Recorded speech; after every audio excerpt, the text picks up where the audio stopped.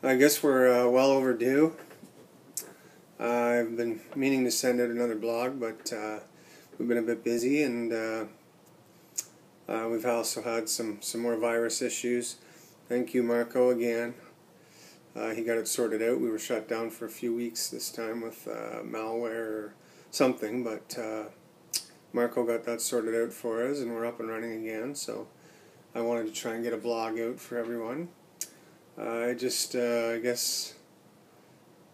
just wanted to start. I'm sure everyone's heard I've had the transplant, so I can't explain just how fortunate I feel to receive this gift, and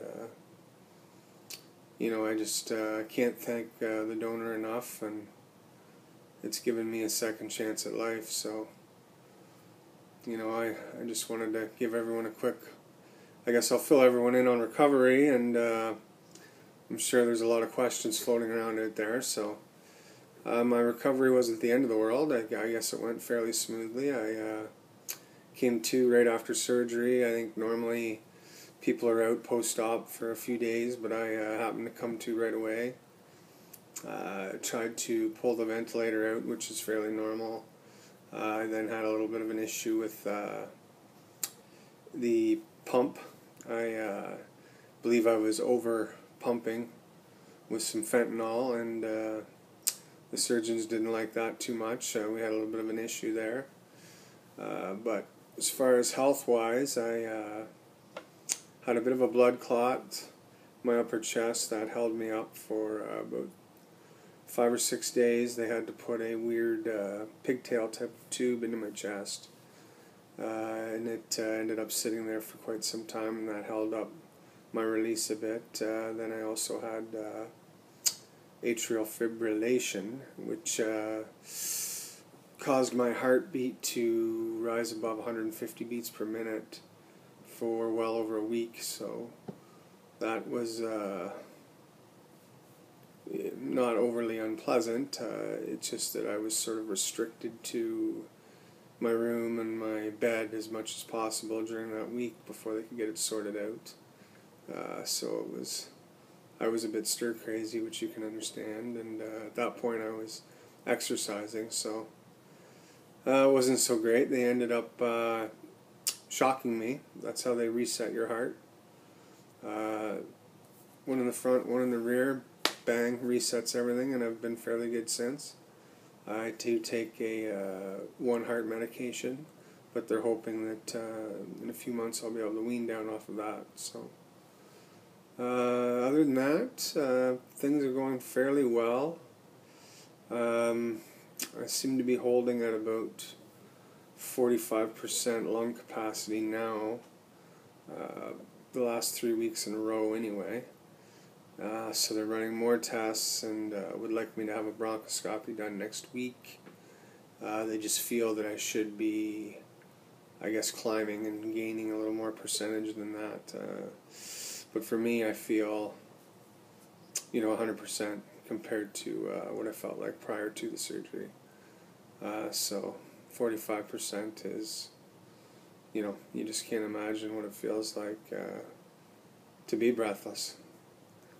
But also want to just thank the staff at Toronto General. They were fantastic. We had surgeons and respirologists, different specialists into your room daily. All the nurses were fantastic. Even the cleaning staff was great. They went above and beyond to make sure everything was perfect and very friendly. I found everyone great there, and they really have it together, and you can tell that this is what they specialize in. They're not messing around, that's for sure. Also the support that we've received from our friends, it's been unbelievable, and to be that close and feel loved by so many is it's a unique situation. I wish I had more time to respond to everyone and all the messages and emails and well wishes and phone calls. I just, I feel bad that we can't get back to people, and but we appreciate it, and it helps. It really does help. So, and also my family, they have helped out everywhere and taking time off work to come up and be with me during recovery and helping out here around the house. And most importantly, with Troy, we we couldn't do it without them, and it's been key. There's been times we just haven't been able to have him around, so without family, I don't know what we would have done. And also, I don't do it often enough, but I really want to take some time here to thank Christine. And this has been a long, long road and a long year and a half, and just the sacrifices she's made for me have been countless, and she's constantly putting our family's needs before her own, and she's been watching me struggle and having more bad days than good, and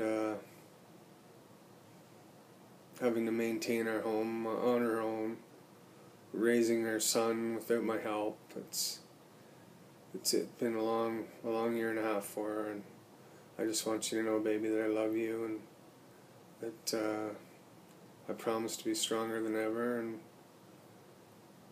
this is just the new beginning. But there's one other thing I wanted to share. I just wanted to send my sincerest condolences out to Jason's family. I feel badly that I don't know his last name, but he was a fellow recipient. He received a double lung transplant about 4 or 5 days prior to me, and we exercised together, and we were listed together, and he was close to me in age. So it, you really form a bond when you go through something like that together, even though it's odd, that I didn't even really know his last name. But after surgery, when I was restricted to my room, he would stop in and keep me company. He could tell I was going crazy in there and unable to exercise, and he seemed to be recovering unbelievably. He had pretty much zero pain from the surgery. He was up and walking within a few days. After a week, he was walking laps around the halls. I think 2.5 weeks after his surgery, they were getting ready to release him. Unfortunately, though, he had a rare autoimmune disease that was attacking not only his lungs but his kidneys, and his kidneys failed shortly after lung surgery, and he was going through dialysis every few days. And anyway, Saturday night he passed away unexpectedly, so it was a shock to everyone, and his family was here visiting from Rockland, just the other side of Ottawa. So I just can't stop thinking about him. So I just wanted to send out my condolences and let him know that I'll never forget. Jason, you were like a brother.